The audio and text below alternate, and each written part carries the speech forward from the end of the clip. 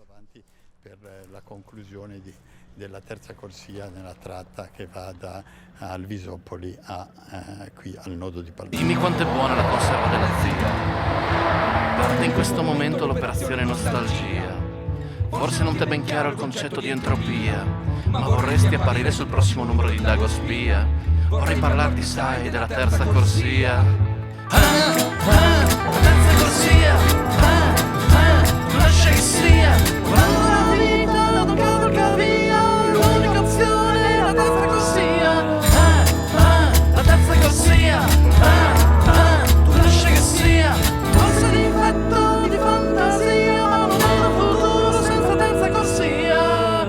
Cantieri e ruspe, camionisti e booster, merci senza frontiere, la città in campo cantiere.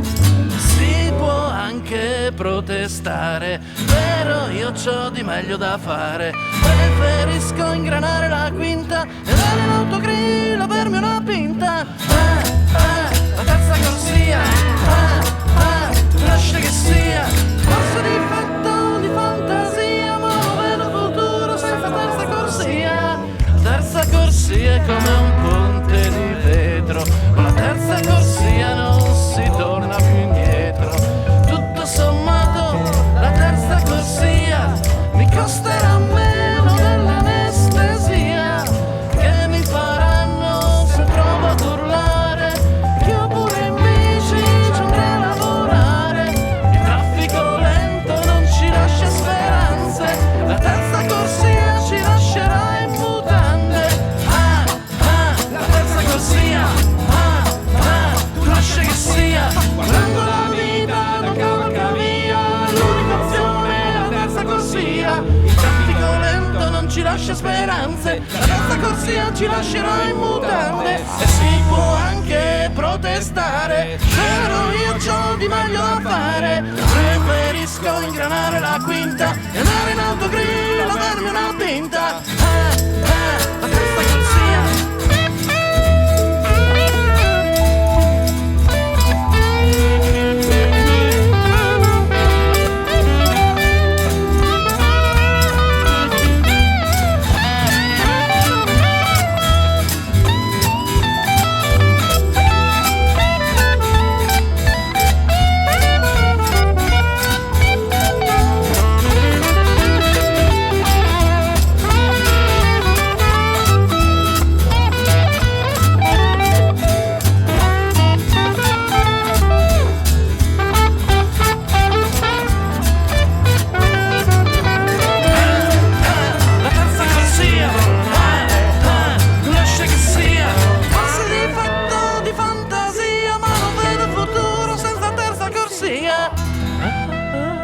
Cosa sarà mai? Qualche metro di terra arrivato al mais ed ad altre colture invadenti, carboidrati nel sangue, ci ha rimesso anche i denti.